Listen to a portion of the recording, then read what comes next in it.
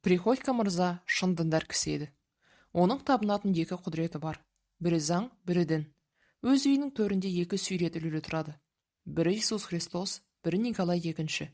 Жексенбі сайын кафедральды соборға оны күймемен тұрар алып барар еді.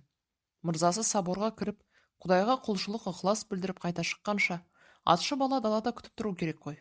Жөн солай ғой. Ал мырзасы айтады: "Тұрарка, айда жүрсен де. Аттарға ешкім тимейді, ағашқа байлай сал. Жүр көресің, қызық." Қоңыраулар күңгірлейді. Қақпаның алдында кілең бір қара киінген кемпірлер, ақсақ-тоқсақ әз соқырлар, қас-қатар алақан жайып, қайыр-садақа сұрап тұрады. Приходько мырза олардың жаюлы алақандарына ұсақ тиын тебен тастайды.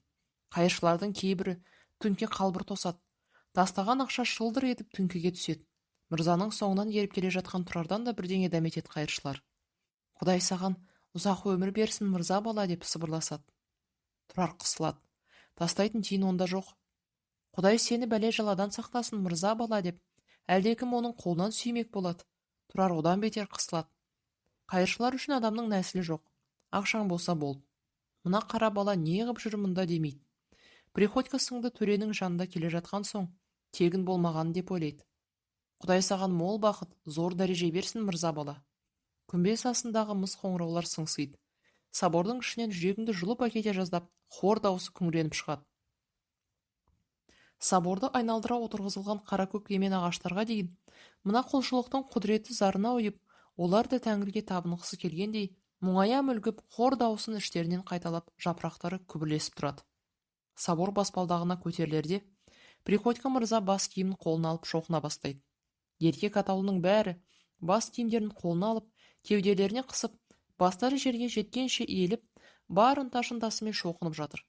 Приходько мырза көзінің қиығымен Тұрардың құлын жарғағынан тігілген дөңгелек телпегіне қарап қояды. Басқаның бәрі жалаңбас, өзінің ғана телпекпен тұрғаны есіне түсіп кетіп, Тұрар сасады. Оң қолы өзінен өзі бас киімге созыла береді. Мұны байқаған Приходько құптаған белгі ретінде басын изеп, түсін жылтады. Тұрар сонда да мына жалбарынып, жұлқына құлшылық ұрып жатқан топқа сіңісе алмай тұрғанын сезеді.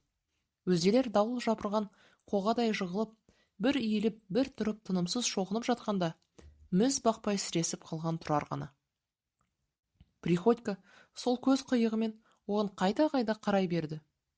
"Сен де шоқын" деген белгі екен түсініп, Тұрардың тұла бойы түршігеді. Бірақ шоқынуға қол көтерілмейді.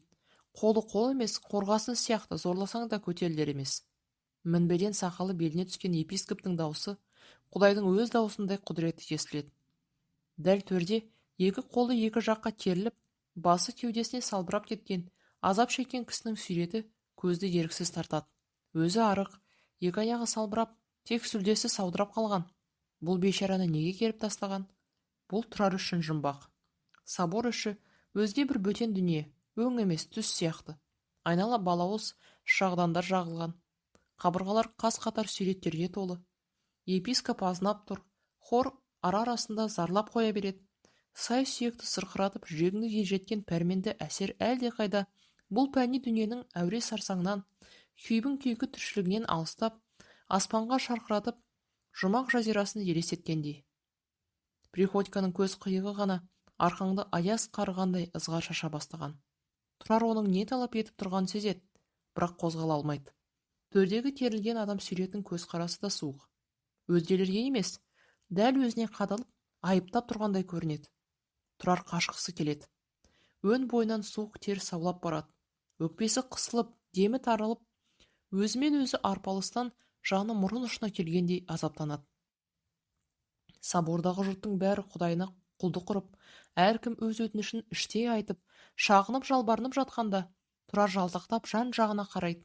Өзін әр бұрыштан аңдып жүрген Саймасайдың адамдары қазірде собордың бір жерінен сығылап қарап тұрғандай көрінеді.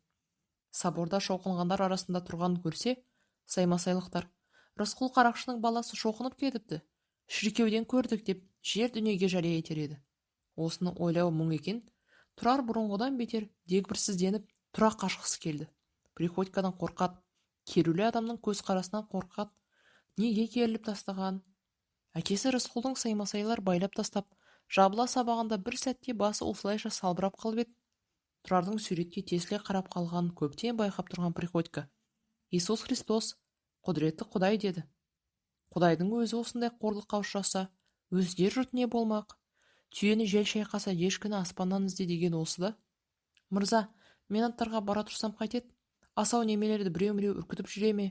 Деп сыбырлады Тұрар. Приходько бұрылмастан, бара бер деп зілдене күңк етті. Тұрар адамдардың ара-арасын зыта кеп жөнелді.